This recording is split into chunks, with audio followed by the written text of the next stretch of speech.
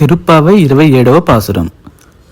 கூடாரை வெள்ளும் சீர் கோவிந்தா, உன் தன்னை பாடி பறை கொண்டு யாம் பெருசெம்மானம், நாடு புகழும் பரிசினால் நன்றாக, சூடகமே தோள்வளையே தோடே செவிப்பூவே, பாடகமே என்ற நயப்பல்கலனும் யாமணிவோம், ஆடை எடுப்போம் அதன் பின்ன பார்சோறு, மூடனை பெய்து முழங்கை வழிவாரா, కూడియిరుందు కుళిర్ందేలోర్ ఎంబావాయ్. ధనుర్మాస వ్రతంలో అత్యంత మధురమైన ఘట్టం 27వ పాసురం. దీనిని కూడరవల్లి అని ఎంతో వేడుకగా జరుపుకుంటారు. ఆ శ్రీకృష్ణుని గుణగణాలు, ఆయన ఇచ్చే అపారమైన అనుగ్రహాన్ని వర్ణించే అద్భుతమైన సందర్భం ఇది. ఆండాలమ్మవారు మరియు గోపికలు ఆ తిరుప్పావే వ్రతాన్ని పరిపూర్ణం చేసిన తర్వాత ఆ శ్రీకృష్ణ పరమాత్మని ఈ విధంగా వేడుకుంటూ ఉన్నారు. కూడారై వెళ్ళుం సీర్ గోవిందా అంటే వ్రతాన్ని పరిపూర్ణం చేసిన తర్వాత దాని ఫలాన్ని ప్రసాదించే ఆ మహాగుణశాలి అయిన గోవిందుడా, ఉన్ తన్నై పాడి పరైకొండు యాం పెరుసెమ్మానం అంటే నిన్ను స్తుతిస్తూ నీ సేవలో లభించే అనుగ్రహమే మాకు గొప్ప బహుమానం ప్రభు అంటూ ఉన్నారు. నాడు పుగళుం పరిసినాల్ నన్రాగా అనగా ప్రతిరోజు నీ మహిమలను పాడితే మా జీవితం శుభంగా సంపూర్ణంగా మారుతుంది స్వామి అంటూ ఉన్నారు. సూడగమే తోల్వలయే తోడే సెవిప్పువే,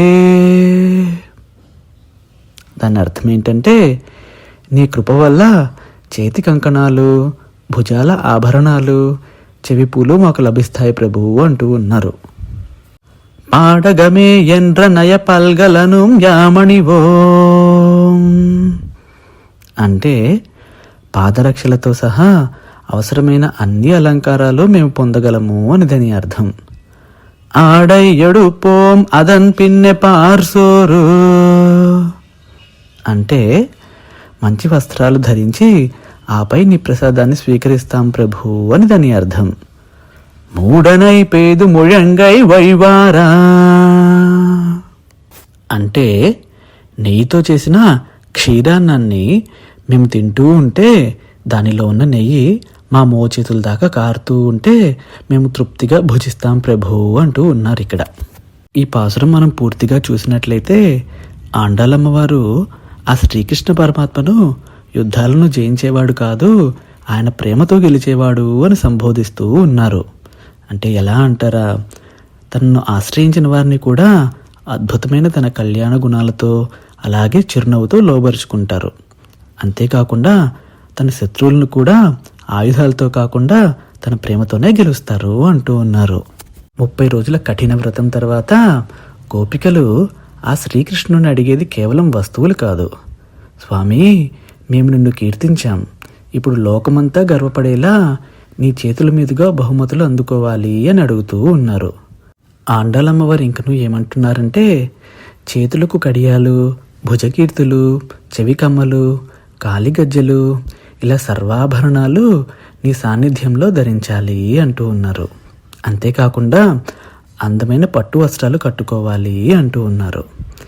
ఇక ఆ నెయ్యి ప్రసాదం, ఆ అనుభూతి గురించి ఎంతో అద్భుతంగా వర్ణించారు. మూడనై పేదు ముళంగై వழிవారా అంటే ఆ క్షీరాన్నం ఎలా ఉండాలంటే అన్నం కనిపించినంతగా నెయ్యి పోసి అది తింటూ ఉంటే ఆ నెయ్యి మా మోచేతుల దాకా కారాలి అంటూ ఉన్నారు.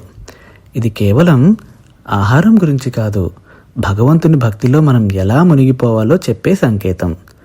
భగవంతుని అనుగ్రహం మా మోచేతుల దాకా కారే నెయ్యిలా సమృద్ధిగా ఉండాలి అని దీని అర్థం అన్నమాట. చివరగా ఆండాలమ్మవారు మరియు గోపికలు కోరుకునేది ఒకటే, కూడి ఇరుందు కుళిర్ందేలోర్ ఎంబావాయ్ అంటే ఓ కృష్ణ, నీతో కలిసి నిన్ను చూస్తూ నీ ప్రేమలో తరిస్తూ ఈ ప్రసాదాన్ని ఆస్వాదించాలి అంటూ ఉన్నారు. భగవంతునితో గడిపే ఆ క్షణాలే అసలైన మోక్షం అని దాని అర్థం అన్నమాట.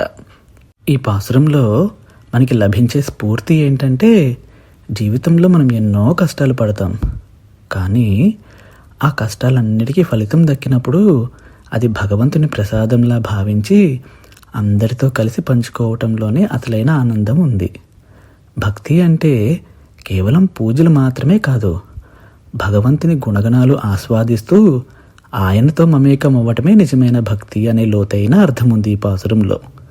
ఆండాళ్ తిరువడిగలే శరణం.